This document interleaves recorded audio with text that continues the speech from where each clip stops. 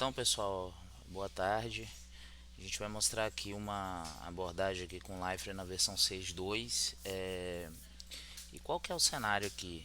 Hoje eu tenho esse formulário de ouvidoria que eu faço aqui uma comunicação à ouvidoria do Ministério Público do Estado do Rio, e eu começo a preencher esse formulário, e alguns serviços aqui ele utiliza um endpoint de terceiro. Então, por exemplo, essa parte de consultar o CEP, ele vai no endpoint e ele já preenche automaticamente aqui via Ajax o estado, a cidade, o bairro e o logradouro.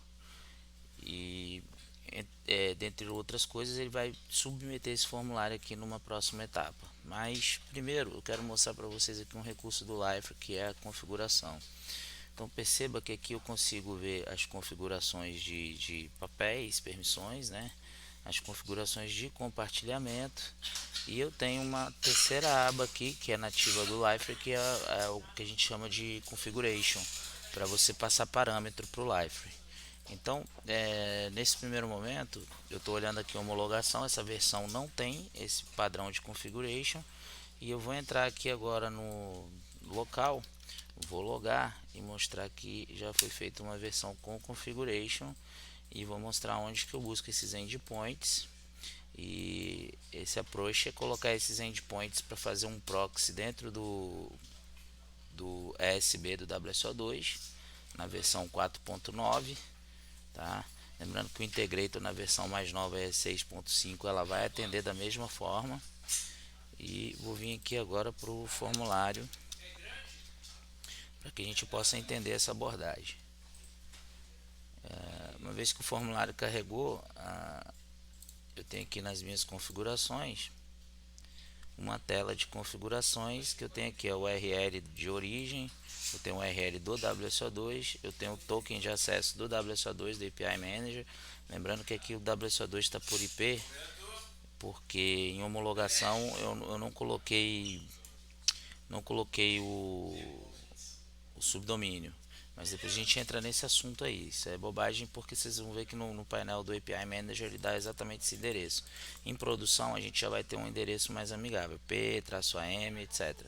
Aqui é o token da minha subscrição, que eu vou mostrar para vocês como é que eu gerei esse token. E aqui é uma outra API que está no legado desse portlet que a gente vai trabalhar. Então agora eu vou mostrar para vocês como é que a gente chegou nesse ponto, tá? Vou fechar aqui. O recurso que nós vamos consumir é da GSI, é uma área aqui do Ministério Público. Esse recurso tem um swagger de todos os endpoints das APIs deles, certo? Então perceba que tudo isso aqui a gente vai ter que mapear no nosso integrator, para que uma vez que passe pelo integrator a gente possa entregar para o API Manager, que é quem cuida da parte de acesso, autenticação via token, e nós vamos criar esses recursos no Integrator. Então aqui no Integrator você vem, uma vez que você logou no Integrator, ele vai abrir nessa tela. Você vai vir aqui em API, você vai adicionar uma nova API. No meu caso eu já adicionei aqui, que é um formulário de ouvidoria. Eu vou só entrar no modo de edição da API. E o que acontece? Eu dei aqui um nome para minha API e um contexto para minha API, que é formulário ouvidoria. Eu usei esse padrãozinho de só mudar para minúsculo. Eu usei camel case quando eu vou criar uma API qualquer. E aqui são todos os recursos que eu já fiz o proxy. Então você tem várias formas de ver como que esses recursos foram criados. Uma das que eu gosto é de ver via XML.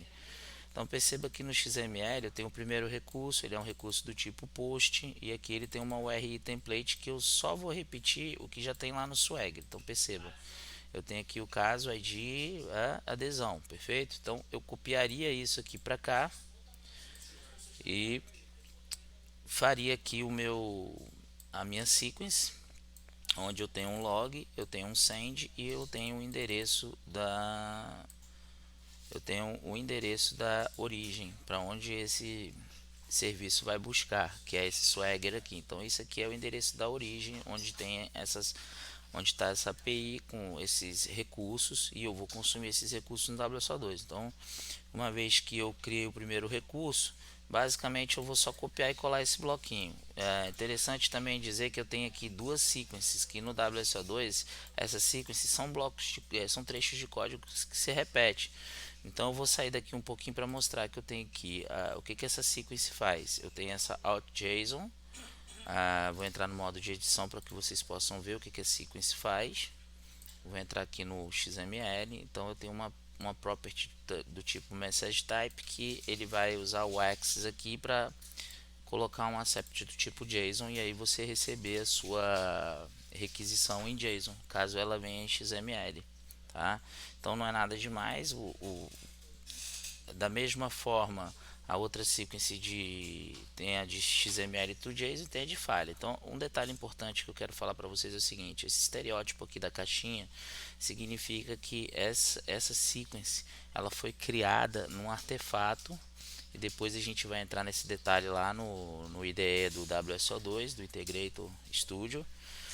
Mas isso aqui é um artefato do tipo Carbon. Então é interessante você saber que quando você tem esse estereótipo, significa que qualquer alteração que eu fizer aqui não vai ocorrer, porque essas sequences elas foram deployadas, então elas estão com status de read only, não consigo alterar nada, beleza? Então se eu quiser ver quais são os carbos que eu tenho aqui deployado, eu tenho um de ouvidoria, eu tenho comunicação e eu tenho transparência, né?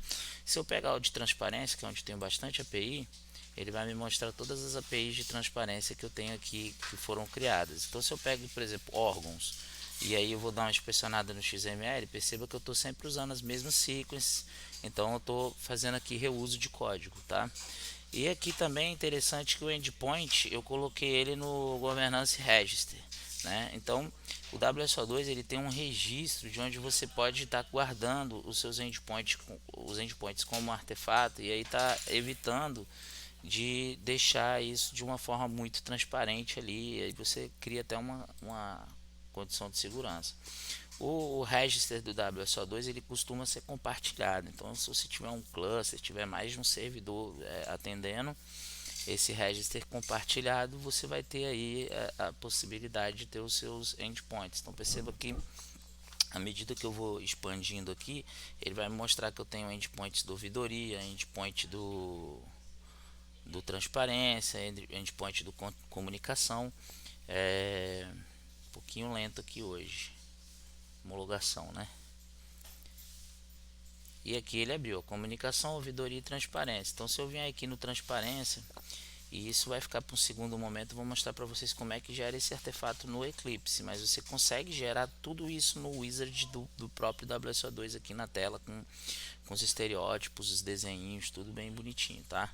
Só mostrar um exemplo aqui. Então percebe que aqui ele tem System, já ia botar a mão, Governance, Endpoint, Transparência. Então isso aqui tudo são endpoints. Eu vou pegar um endpoint qualquer aqui e vou mostrar para vocês que aquilo só se trata de um endereço que remete a esse endpoint. Então perceba, eu tenho aqui a minha URL template que está apontando para um DSS de produção.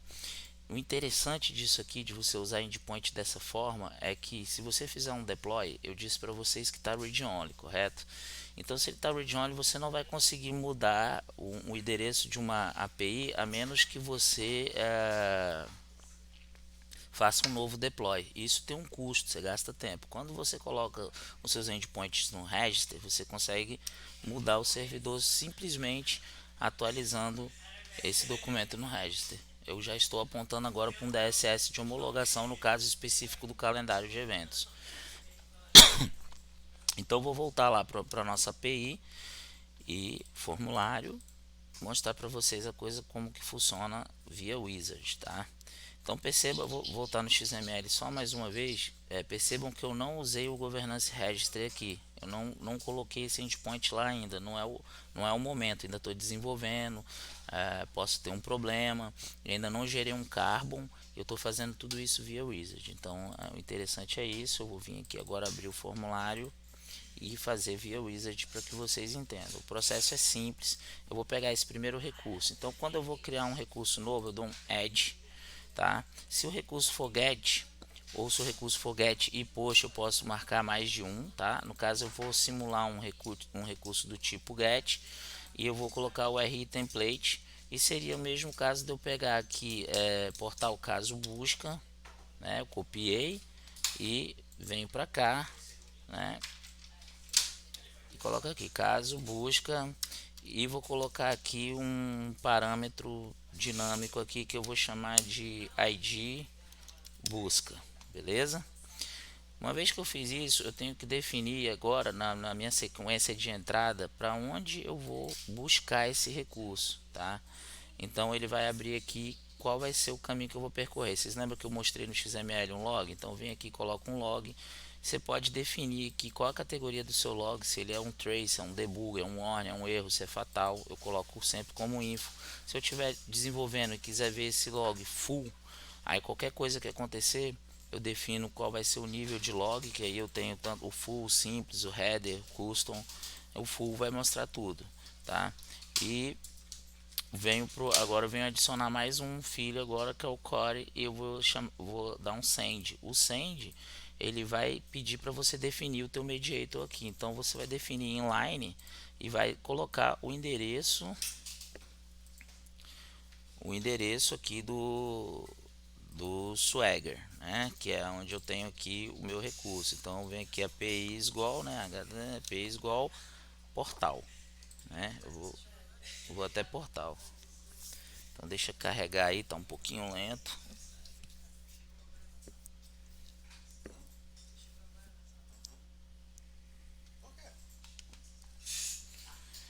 E aqui você vai definir um address endpoint, tá? Onde você vai colar aqui o endpoint da origem, que é onde você está indo no microserviço. Poderia ser um serviço do correio, poderia ser um serviço do ConectaGov, poderia ser um serviço do SERP, poderia ser um serviço de qualquer local. Você ia colocar ele aqui, testar se esse endereço vai funcionar desse servidor. Ele funcionou e você salva. Então eu defini já a minha sequência de send, o meu in sequence. Dou um update interessante, você tem que sempre estar salvando tudo que você faz. E dou um save close. Ele vai voltar agora para você definir o seu out sequence e o seu fault sequence, tá? Então se você for definir inline, você vai vir aqui criar e aqui eu quero definir uma sequence. E aí quando eu for definir essa sequence, eu venho aqui por namespace, aí eu coloco aqui um out underline JSON, que é aquela sequência que eu mostrei para vocês lá, e dou um update, tá? Dou um save close aqui e venho agora definir agora o meu fault, né? Caso dê um erro. Então isso é padrão. Sempre que você for fazer uma API REST é um proxy, tá? Quando você for fazer um WSDL é outro cenário. Depois a gente vai entrar nesse caso do WSDL, payload factory e por aí vai. Então aqui é a mesma coisa. Você pode dar um log também. Você fala assim, no meu fault eu quero um log, que eu quero saber o que está acontecendo. Pode definir aqui um nível full do seu log sem problema nenhum. Só lembrando que em produção você não precisa definir um log full, pode colocar só info. E agora eu vou dar eu vou colocar a minha sequence aqui. E aí eu vou colocar aqui que é dinâmica e vou colocar aqui um fault JSON. Dou um update, dou um save e fiz o recurso. Vocês perceberam que aqui foi um pouco custoso ficar criando esse recurso via wizard? Então normalmente o que eu faço? Eu crio o primeiro, tá? Eu crio o primeiro e aí eu vou pegar esse XML aqui, que eu entrei no modo XML, vou abrir aqui o meu notepad. Tô com um pouquinho de recurso, não dá pra ver o Visual Studio Code, acabou com a raça da máquina. Vou aqui colar, vou salvar isso como um XML para ficar aqui com uma carinha melhor, né? Documentos, assim, beleza?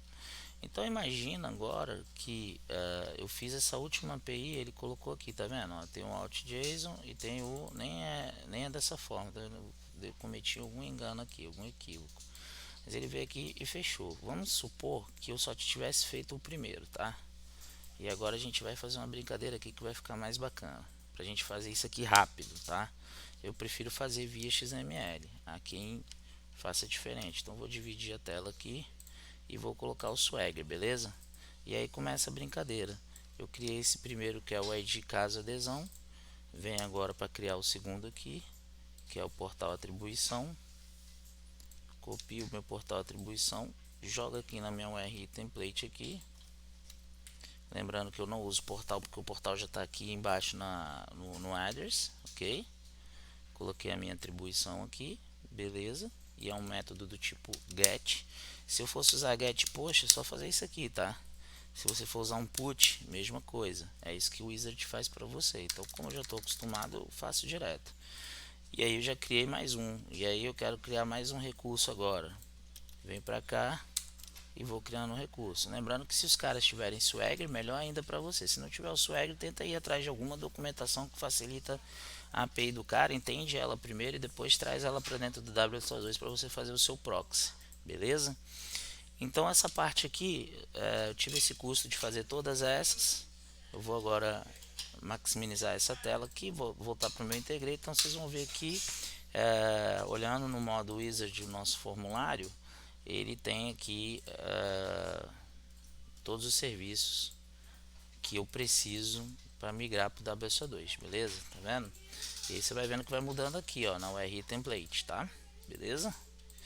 E agora o próximo passo, eu já tenho aqui o meu SB funcionando, eu posso testar se isso aqui funciona com o Postman.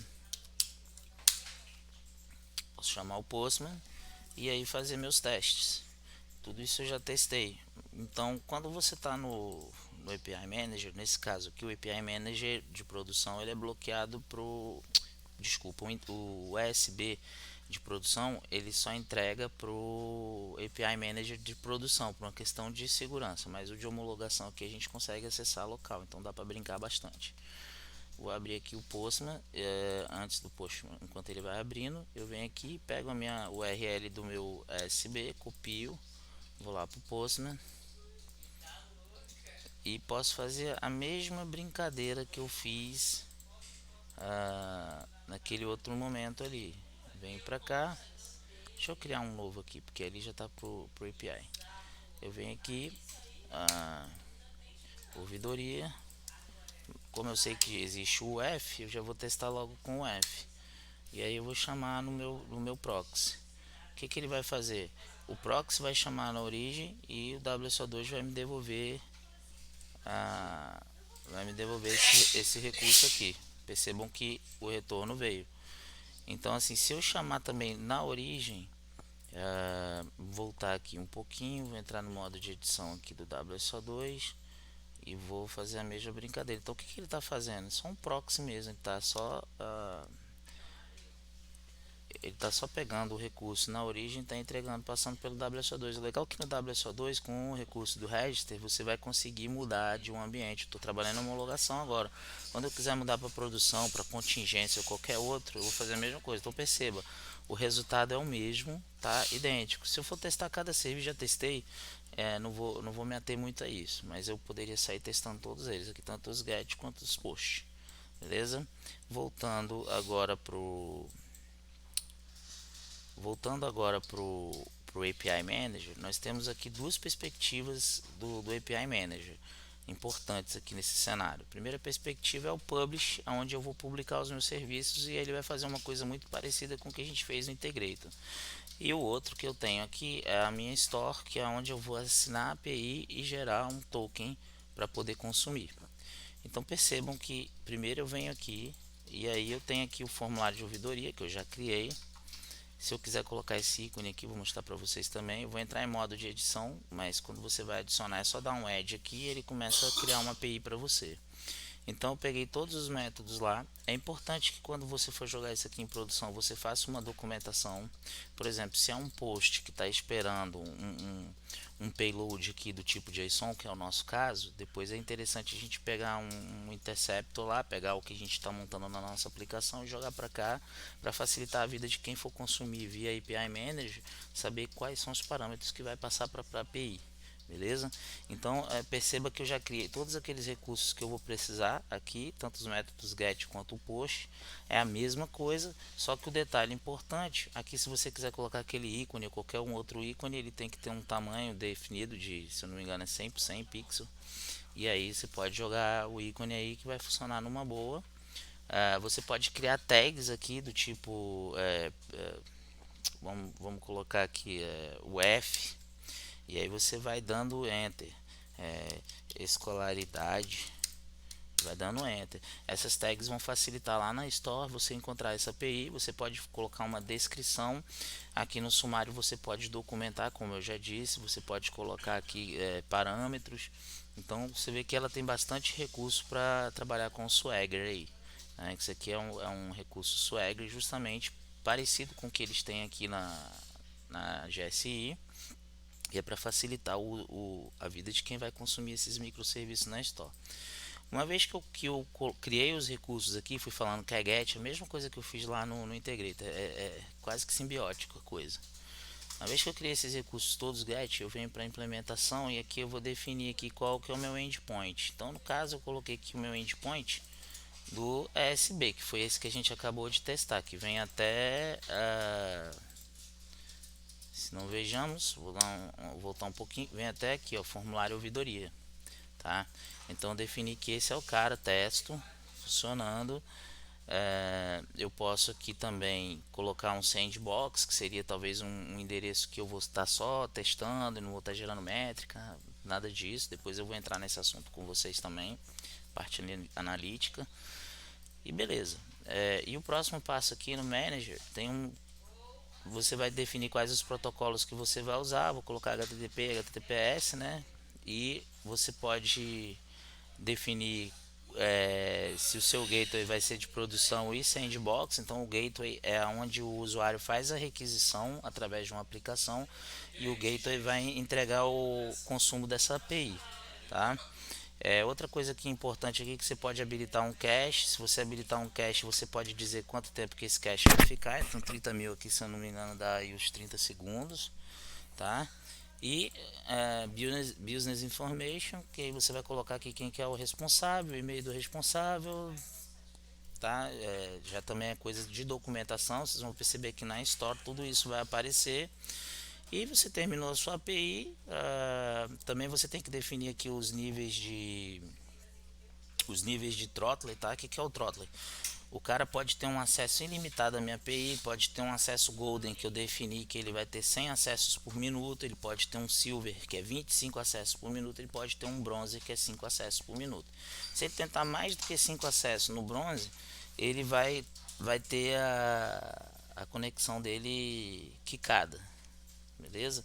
Então é o que a gente chama de throttle. Se você não definir nenhum throttle, quando você for salvar, ele vai criticar isso aqui pedindo para que você coloque o throttle, beleza? Esse nível de cache é porque aí ele não vai precisar ir na origem ali dentro de 30 segundos para buscar informação, então ele performa melhor, beleza?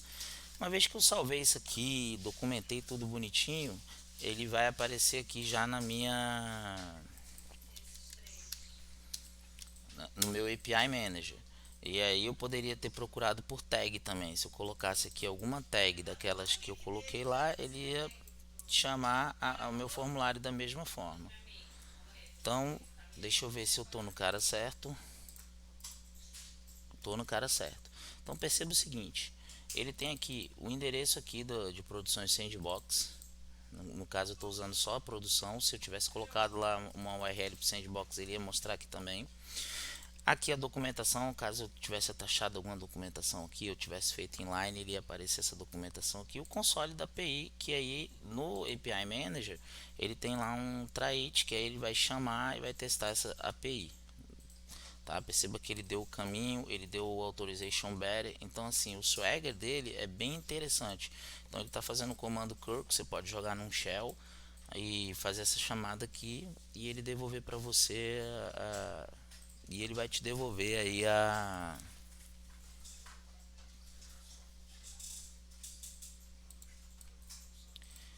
beleza. Eu vou só pedir para vocês me dar atenção, senão eu me perco. Vamos lá. Então eu tenho aqui um detalhe interessante que nessa minha versão aqui eu deixei de fazer uma configuração da porta que está na 9445, então ele não trouxe um resultado aqui, mas se eu pegar isso aqui e copiar para o meu Postman e mudar para a porta correta, que no meu caso é 8282, eu vou vir aqui no Postman para testar se meu API está funcionando também. Vou dar esse profissões getAll. No header eu vou definir aqui o meu token de acesso, é um authorization, beleza, hein? É um header, não é parâmetro, foi mal pessoal, é um header authorization, ele é do tipo beta.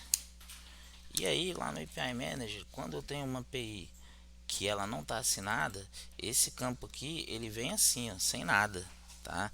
Então o que eu tenho que fazer? Eu tenho que vir aqui nas minhas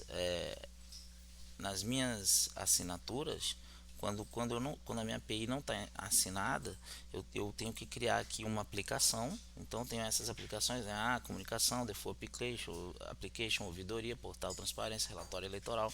E no caso eu usei para default. Então o que acontece? Vocês vão perceber que esse formulário, vamos lá, vamos buscar o formulário de novo que a gente vai ver com quem ele está atrelado. Eu pego o formulário, ele vai estar atrelado a alguma aplicação que assinou ele. Então, assim, como eu sou o administrador, está assinado para o usuário administrador. Se fosse um usuário comum, ele ia poder entrar na loja também e fazer a assinatura dele, só que ele ia ter um token para ele próprio. E aí foge um pouco do nosso cenário, então eu uso mais aí na parte administrativa. Então, no console da minha API, ele disse que eu estou com a aplicação default e ele pegou aqui um nível bronze lá, qualquer, e ele já tem o token aqui. Ele já fez uma associação, tá? Então, eu posso criar uma aplicação nova, vou fazer isso agora, eu vou assinar essa aplicação, eu vou chamar aqui essa aplicação de form ouvidoria, pra vocês entenderem aí. Eu vou falar que é ilimitado, não vou precisar dar uma descrição nem nada, vou criar aqui, beleza? Ele criou esse form ouvidoria, tá aqui o form ouvidoria, beleza? E aí eu vou vir aqui para uma assinatura.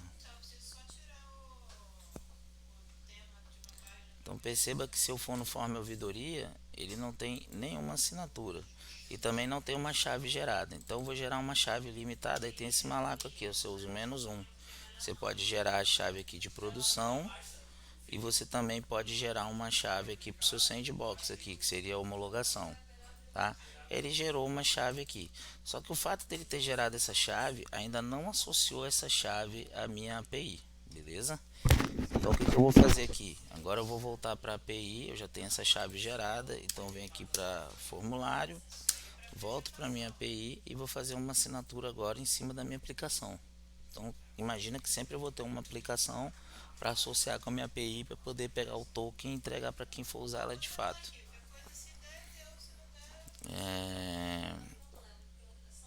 Vamos lá, eu venho para o meu formulário, eu vou fazer uma assinatura.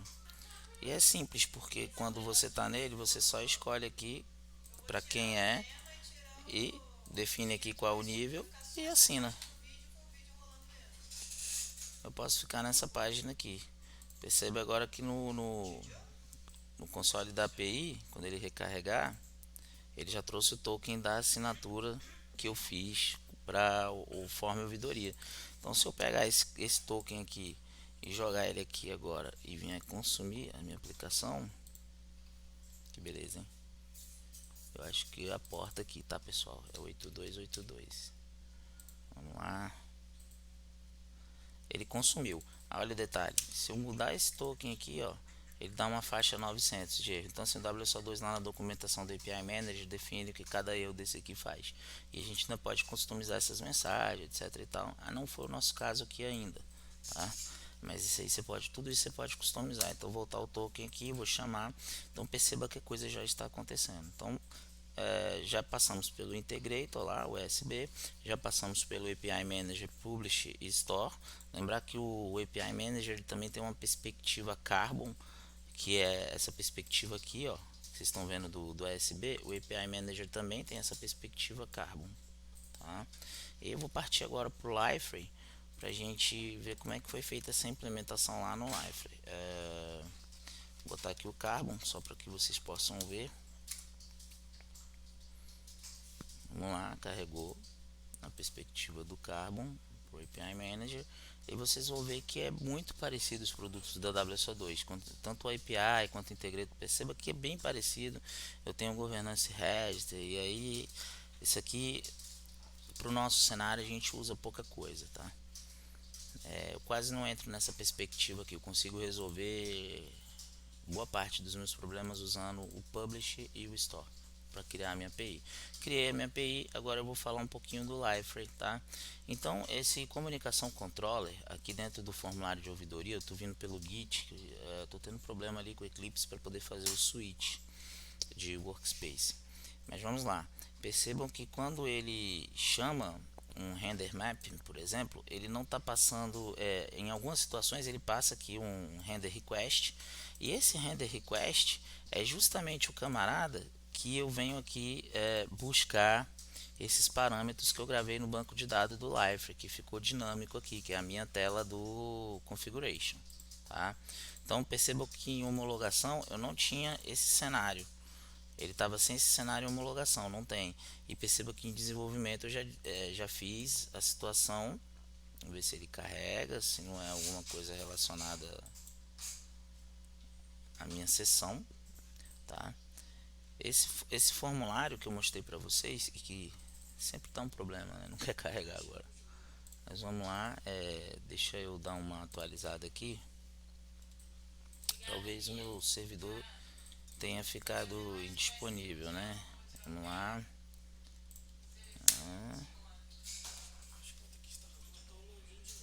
Eu vou fazer o seguinte, eu vou parar o servidor e vou subir ele de novo, que tá bem estranho. Vou subir em modo debug. Vamos lá. Enquanto o servidor sobe, vamos nos ater aqui a essa questão que eu estava mostrando para vocês no GitLab. Então, cada método desse aqui do nosso controlador, que vai comandar aquele nosso formulário de comunicação, ele tem que ter um parâmetro, ou um action request, ou um render request, ou um resource request. Quando não tem, você tem que assinar aqui. O simples fato de fazer essa assinatura vai fazer com que você tenha uma forma de pegar aqueles parâmetros. Então, se você tem um render mapping, você tem que respeitar aqui um render request. E aí, se você tem aqui um render mapping, vamos lá, vamos ver um outro cenário aqui, mapping, tem action aqui também, vamos lá, resource mapping, então eu tenho que colocar um resource request, tá? Vamos lá, e o action, perceba, action map, então eu vou colocar aqui um action request, tá? Da forma que foi feito aqui, a gente não recuperava esse parâmetro em momento nenhum, em nenhum momento esse parâmetro foi recuperado. Então agora eu vou mostrar para vocês como que eu fiz como que eu recuperei esses parâmetros lá no Liferay. Eu vou maximizar aqui, vou entrar no meu controlador e aí vamos começar aqui no primeiro método que eu tiver. Eu tenho aqui o meu request. E aí perceba o que eu criei aqui, eu assinei mais um parâmetro lá na minha interface, que esses métodos do serviço todos estão definidos numa interface. E essa interface ela não tinha esse DTO aqui, que é o portal URL parâmetros. Então eu assinei esse DTO e lá nos construtores do DTO eu peguei todas as possibilidades que eu tinha de recuperar atributos vindos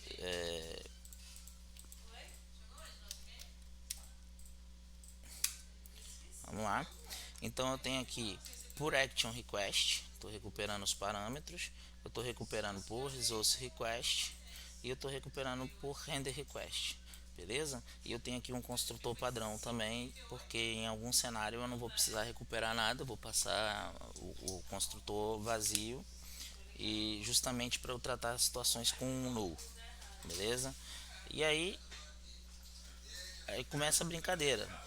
Quando eu estou no meu controller, ele vai chamar o meu REST service. Esse meu REST service, ele tem uma implementação só. Eu poderia ter feito outra implementação, mas eu optei em fazer uma implementação só e deixar a coisa um pouco híbrida. Então, quando eu recebo aqui o meu portlet URL parâmetros, eu deixei de usar essa classe aqui, ó, que era uma classe de constante, onde ele definiu aqui todos os serviços, tá vendo? Os tokens, tudo isso estava dentro do código Life. Qual o problema disso aqui? Você vai ter que fazer um novo deploy toda vez que você tiver que mudar um endpoint desse. E na nova abordagem, você não vai ter essa necessidade, porque você vai configurar isso aí dinamicamente. Então eu posso estar no servidor de produção aqui no Liferay e determinar o seguinte: olha, eu estou em produção, mas agora eu quero apontar de produção para o endpoint de homologação. Então essa é a abordagem. Enquanto carrega, a gente vai explicando aqui. Então o que, que eu tinha que abstrair aqui? Eu tinha que abstrair pelo menos a questão de token, que eu não quero mais o token chapado no meu código, e eu tenho que abstrair a questão do eu tenho que abstrair essa questão aqui dos endpoints, que você vê que ele tem aqui, ó. Isso aqui é desenvolvimento, isso aqui é produção, isso aqui é contingência, desenvolvimento, homologação, contingência, produção, tá? Que é produção também. Então, isso aqui eu tenho que passar via parâmetro, o token eu tenho que passar via parâmetro, tá? E qualquer outro serviço eu vou passar via parâmetro. Então, voltando aqui, esses parâmetros eu recupero aqui, e aí tem o pulo do gato. Para você criar um configuration no Liferay, você vai vir aqui no Liferay Portlet XML, tá? É bem simples, não tem mistério nenhum. No Liferay Portlet XML, vamos lá. Não, é no Liferay Portlet. Vamos lá, Liferay. É só Portlet XML, beleza, bem lembrado. Portlet XML. E aí, o que, que eu vou definir? Eu vou definir aqui um parâmetro que vai ter uma JSP dentro do HTML no contexto do Liferay, tá? Então eu criei aqui a pastinha HTML e um config JSP, beleza? Esse foi o primeiro passo que eu segui. O segundo passo aí tá no Liferay Portlet mesmo. No Portlet eu tenho que definir aqui, ó, um controlador para o meu configuration, tá? Então, quando eu defini esse controlador para o meu configuration, nessa classe aqui eu implementei o seguinte: eu falei para ele, olha, dado que você pega um action request, através dele você vai pegar o portlet preferências do Liferay, vai pegar todas as preferências, carregar aqui para dentro, e dado que você passa uma chave, ele recupera um valor para você. E aí você tem esse valor aqui nas preferências, beleza? Nada além disso. Então, se eu quiser colocar 100 parâmetros aí dinâmicos, eu vou conseguir colocar esses parâmetros. Não, ainda não. E aí vamos lá. E no config é bem simples também. Lembrando que eu coloquei todo esse workspace em um TF8, então eu defini aqui o char7, tá? Isso aqui é importante para você não ter problemas aí daqueles caracteres de ISO dando confusão com o TF8. Então, então vamos lá. Continuando essa gravação aqui, vamos lá. Nós temos aqui os namespaces que a gente está usando aqui de Portlet, do AUI também, que é um recurso do Liferay Portlet, a parte de preferências. Então isso aqui você vai ter que definir sempre, tá? E um JSTL aqui de core, que eu nem estou usando no momento, mas achei conveniente manter. E fiz essa configuração, que ela é básica na documentação do Liferay. Você vai perceber que é bem simples. Fiz uma validação aqui de campo requerido, coloquei um exemplo do tipo de URL que a pessoa vai setar, e aí eu estou pegando aqui a URL de origem de fazer uma comunicação, a URL do servidor do WSO2, a URL do token e a URL dos servidores igual, que é um outro serviço que ainda não migrei para WSO2, não foi necessário nesse caso aqui, tá? E tem um submit aqui que vai chamar o meu controller e vai gravar isso no banco de dados do Liferay como preferências desse portlet, beleza? Então, feito o configuration aqui, ele já vai renderizar aquela tela lá na hora que eu clicar no meu botãozinho, ele vai renderizar. Como eu não estou no modo administrativo, eu vou logar para a gente poder visualizar como que aquela config ficou. Então entra aqui, vem na minha configuration, ele vai fazer o login. Enquanto ele faz o login, não tenho nenhuma outra configuração extra de portlet, nem de portlet XML. E aí vamos começar a nossa brincadeira aqui. Então quando eu saio do meu controlador para ir no meu serviço REST, eu estou passando aqui alguns parâmetros que ele vai considerar. O mais importante aqui é que o portlet parâmetros, como eu falei anteriormente, ele vai receber uma requisição e vai setar nesse DTO os parâmetros que eu estou passando lá pela minha tela, que já dá para ver aqui agora, que já está logado, né? Então vamos ver de forma visual para poder entender isso aqui melhor.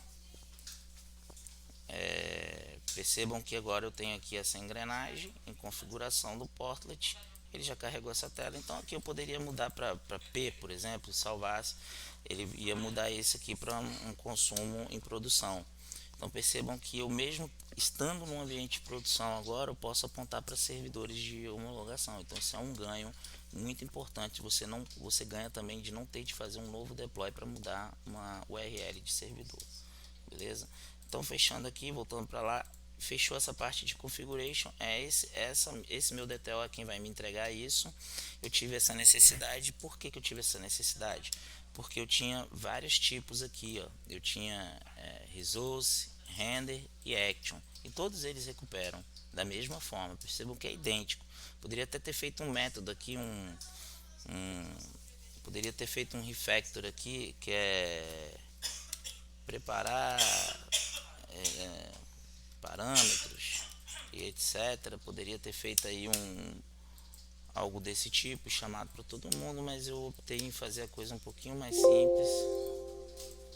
Continuar aqui, fiz a coisa um pouco mais simples. Então agora vamos entrar aqui nessa interface, tá?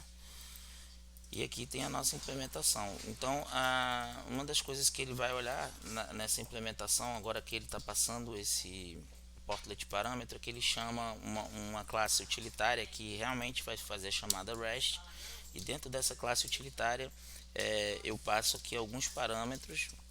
Esse serviço aqui, como ele é um serviço do WSO2, eu peguei a URL do WSO2, entreguei aqui para servidor, preparei um hash template aqui, uma instância, preparei um request entity. Aí no getHeader, esse método eu criei pelo seguinte: eu passo aqui o DTO, tá?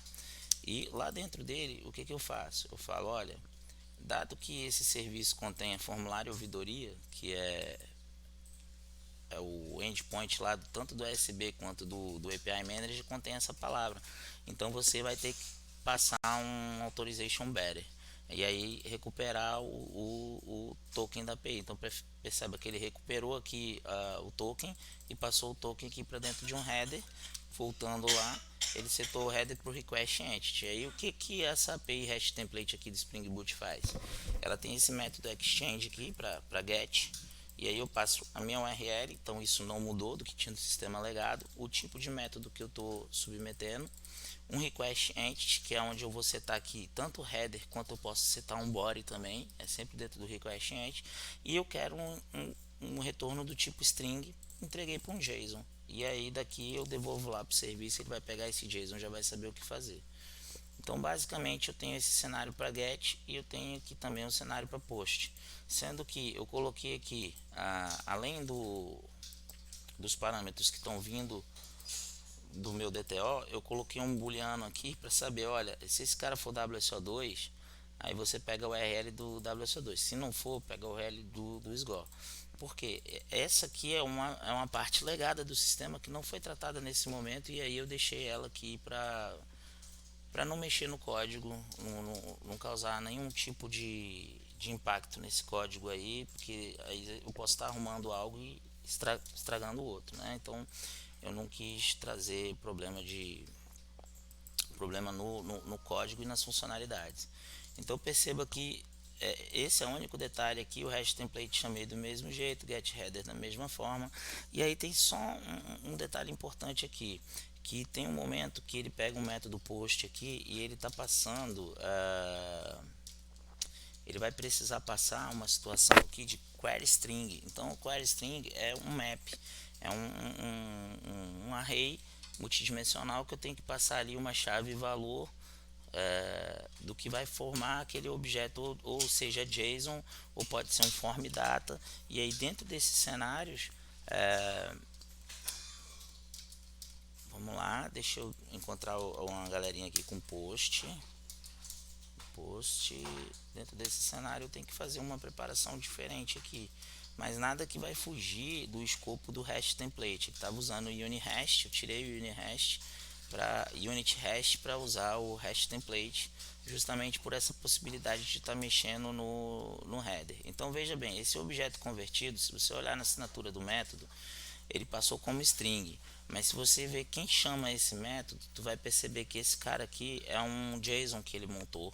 Então eu dei um call hierarquia, né? Nem sei se aqui nesse caso não vai funcionar call hierarquia, porque funciona porque aqui não é interface. Quando é interface ele sente uma dificuldade em se achar. Então vamos lá, perceba que quando ele passou aqui objeto post, o cara que chamou esse cara aqui, ele preparou um JSON. Então não vou me ater muito a isso, depois vocês podem analisar o código com um pouquinho mais de paciência, vão perceber que esse parâmetro de objeto convertido que ele passou aí é um JSON. Então nesse caso, olha o que eu tive que fazer. Eu tive que pegar o request entity e falar, olha, quando tiver esse cara, passa o objeto aqui, que ele vai, isso aqui vai setar no body, e esse aqui é o header, que é onde eu tenho o token, etc e tal, beleza? Nada além, você percebe que é a mesma coisa, ele vai devolver um JSON node e tal, vai tratar e vai passar para lá. Aqui também tem situações que ele tratava o retorno, eu fiz o mesmo tratamento de retorno. Isso aqui eu comentei porque UniREST você tem esse getStatText, né? Já no REST template você não tem, você tem o status code. Então isso aqui já resolve para você, olha, é um 200, beleza, retorna o cara lá fazendo um tratamento qualquer. Não é um 200, aí o cara vai mandar um constante não mapeado. Se olhar para esse constante não mapeado, ele vai jogar um erro de sistema na tela dizendo assim, ó, erro de sistema não mapeado, beleza? Isso é do próprio Portlet. Voltando aqui, para que isso acontecesse de uma forma bacana, eu tive que mudar a assinatura de todos os métodos na minha interface, e eu tive que mudar a assinatura de todos esses métodos na classe de implementação, e as classes que dependiam dessas, que são as camadas de cima, que são os controladores, que não conhecem a camada de serviço, elas precisaram passar esses parâmetros para minha camada de serviço para que atendesse, e aí eu tivesse esses parâmetros aí sendo passados. Então eu tentei passar aqui no lugar desse DTO, eu tentei de várias formas passar algo do tipo, vou passar o action request. Aí depois eu vi que o cara chamava esse mesmo método com render request, e aí eu falei assim, cara, tá virando uma sopa de letrinhas. Então eu criei o DTO para resolver isso. Dependendo do que você passar no construtor dele, se for um action, um render, um source, ele vai saber tratar, beleza? Uma vez feito isso daí, subi lá o meu servidor, vou voltar aqui, percebam, a configuração foi feita, o meu formulário funciona, tá?